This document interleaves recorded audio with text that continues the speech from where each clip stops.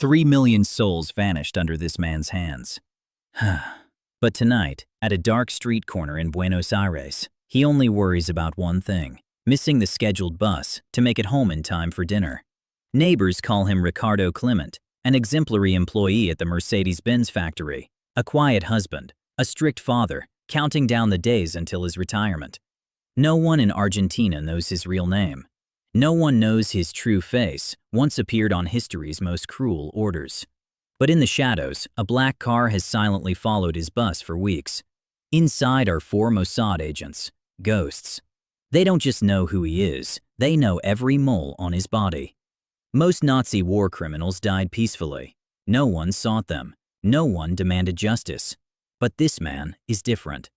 Why did Israeli intelligence cross half the world to hunt a nobody for 15 years? And why, instead of a bullet, did they need him alive at all costs? Welcome to the story of the 20th century's most thrilling manhunt, the capture of Adolf Eichmann, architect of death. Berlin, January 20th, 1942. A luxury villa by Lake Wannsee. You see 15 of the most powerful Nazi men sitting around. There is coffee, cigarettes, and meticulously kept notebooks. They aren't discussing military tactics. They are discussing logistics, the logistics of genocide.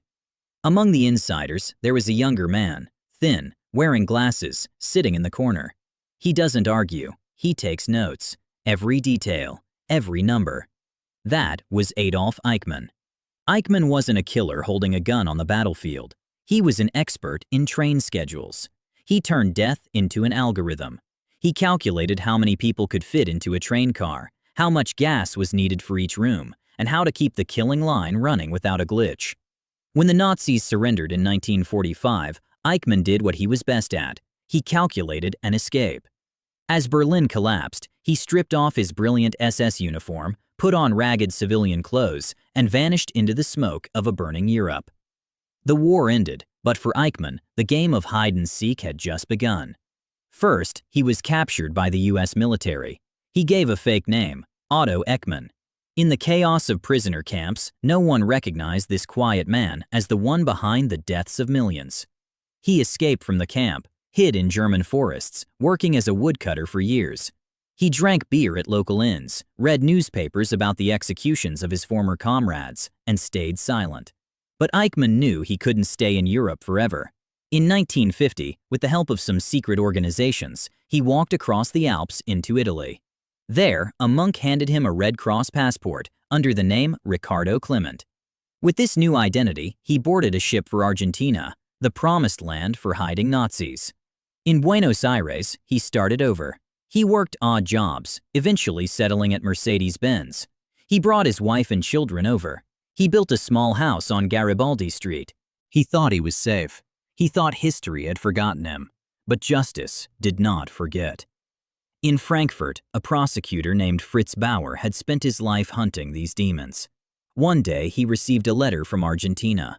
A blind man named Lothar Hermann reported that his daughter was dating a young man named Klaus, who often bragged about his father being a Nazi official. Bauer knew he couldn't trust the German police, which was still full of Nazi sympathizers. He secretly passed this information to Israel's Mossad. Isser Harel, the head of Mossad, was initially skeptical. A figure of Eichmann's stature living in a shabby house with no electricity or water in a poor suburb? It was hard to believe. But he still sent agents to monitor. They took photos, compared ears, moles, and the habits of Ricardo Clement with Eichmann's old records. The results matched perfectly. Harel made a historic decision. We will not kill him. We will bring him to Israel to stand trial before the whole world. The kidnap plan was extremely risky. Argentina was preparing to celebrate its 150th anniversary of independence. Israel sent an official delegation on an El Al plane, the first Israeli plane to land in South America. This was their Trojan horse. In the darkness of the night of May 11, 1960, Mossad agents waited near the bus stop on Garibaldi Street. It was raining heavily. The 7:40 p.m. bus didn't show Eichmann. The 8 p.m. bus didn't either. The agents began to sweat. Did he suspect something? Then at 8:05, another bus stopped. A figure stepped out. Eichmann. He turned on a small flashlight to see his way walking home.